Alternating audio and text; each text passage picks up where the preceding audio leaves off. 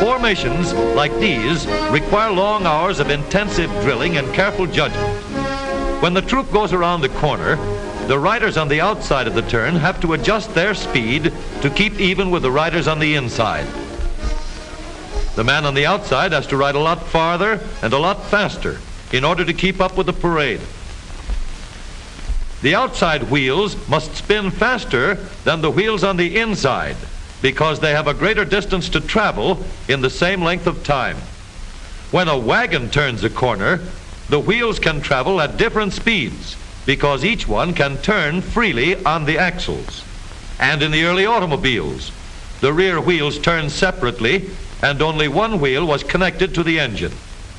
But when only one wheel was driven by the engine, it had to do all the work, and it couldn't get a good enough grip on the road to do its job properly. So the one-wheel drive was soon out of date. But if two wheels are locked on an axle so that they are not free to turn separately, one or the other has to slide. So engineers had to find a way to connect both rear wheels to the engine without sliding and slipping on turns. The device which makes this possible is a part of the rear axle. It is called the differential because it can drive the rear wheels at different speeds. The differential looks complicated, but once we understand its principle, it is amazingly simple. These two wheels are mounted on separate axles and supported by a frame so that they can revolve freely at different speeds. Let's fasten a spoke on the inner end of each axle so that by turning the spokes, we can turn each wheel separately. With a bar or crosspiece, we can turn both wheels in the same direction at the same rate of speed. Let's get something to hold this bar in place so that it will press against the spokes. Notice that this support is not locked to the axle. It turns freely. Now we can spin the wheels by rotating the support. This is fine as long as both wheels are able to turn at the same speed. But let's see what happens when we go around the corner. With this arrangement, we cannot drive one wheel faster than the other. And if we stop one wheel, the other wheel won't budge. Let's put this bar on a pivot so that it can swing in either direction.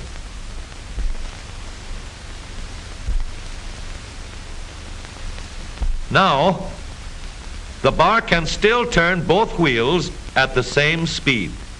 And because it pivots, it lets one wheel turn even when the other is stopped.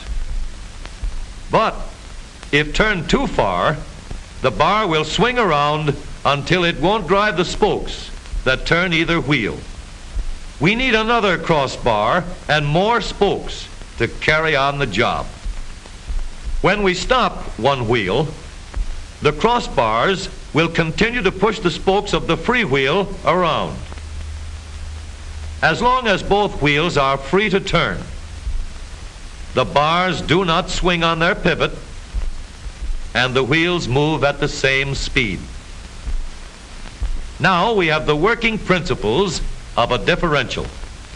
To adapt the model for use in an automobile, we will have to make a few changes. In order to reduce the jerky action caused by wide spaces between the spokes, we will put in more spokes. Further filling in the spaces between the spokes gives steadier, more continuous action, and changing the shape gives firm, constant contact.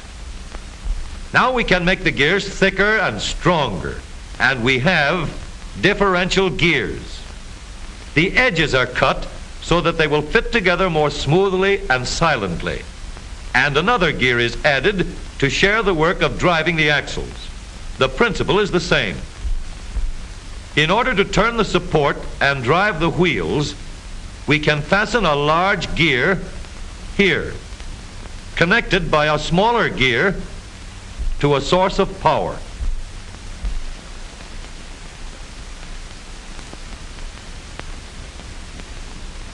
Notice that the power is connected to the differential at the center line. We can make our model more compact by moving the gears closer together.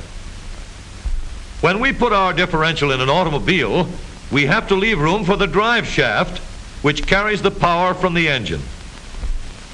We may build the floor of the car above the drive shaft.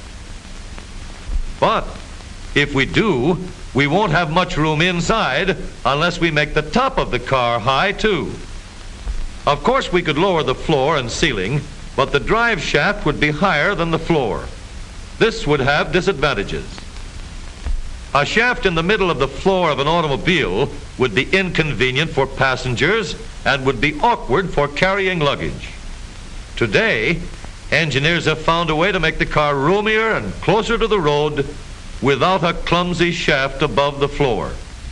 The drive shaft from the engine to the differential is lowered out of the way, and the drive shaft is connected to the rear axle at the bottom.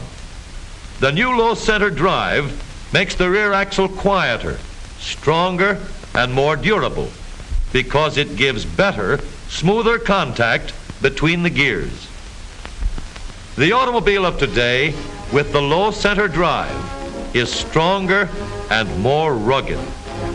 Every part of the rear axle has been built to withstand strains far greater than it will ever meet on the straightaway or around the corner.